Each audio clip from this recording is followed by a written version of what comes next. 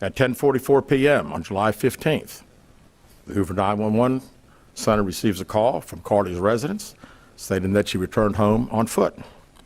In subsequent investigations, detectives obtained surveillance footage of Carlee walking down the sidewalk alone prior to arrival at her residence. She was conscious and speaking with paramedics when she was transported to UAB. Detectives were able to obtain a brief statement from her prior to being treated and released.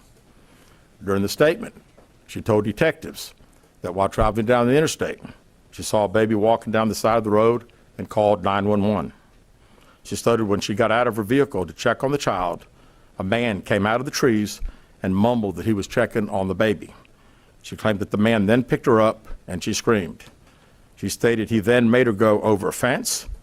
She claims he then forced her into a car, and the next thing she remembers is being in the trailer of an 18-wheeler. She stated that the male was with a female. However, she never saw the female, only hearing her voice. She also told detectives she could hear a baby crying. She told detectives the male had orange hair with a big bald spot on the back. She said she was able to escape the 18-wheeler and fled on foot, only to be captured again and then was put in a car. She claimed she was then blindfolded but was not tied up because the captor said they did not want to leave impressions on her wrists. She said that they took her into a house and made her get undressed. She believes they took pictures of her, but she does not remember them having any physical or sexual contact. She stated the next day she woke up and was fed cheese crackers by the female. She said the woman also played with her hair, but could not remember anything else. At some point, she was put back in a vehicle she claims was able to escape while it was in the West Hoover area. She told detectives she ran through lots of woods until she came out near her residence. During this interview, detectives noted that Carlee had a small injury to her lip, and she claimed that her head was hurting. She also had a tear in her shirt. Detectives also noted that she had $107 cash in her right sock.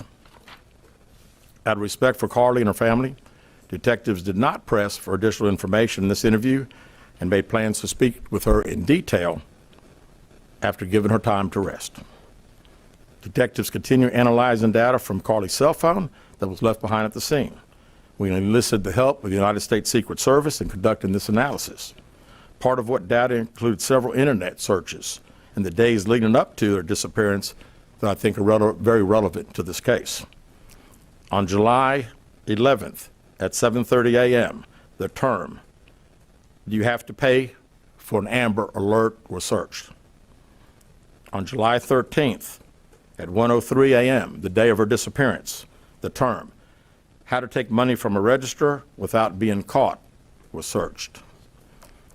On July 13th at 2:13 a.m., the day of her disappearance, the term Birmingham bus station was searched. On July 13th, 2:35 a.m., a search for a one-way bus ticket from Birmingham to Nashville was conducted with a departure date of July 13th. On July 13th at 12:10 p.m., a search for the movie Taken, a film about abduction, was conducted. There were two searches related to Amber Alerts on a computer at Carlee's place of employment, including one regarding the maximum age of an Amber Alert. There were other searches on Carlee's phone that appeared to shed some light on her mindset, but out of respect for her privacy, we will not be releasing the content of those searches at this time. We've asked to interview Carlee a second time, but have not been granted that request. As you can see, there are many questions left to be answered, but only Carlee can provide those answers.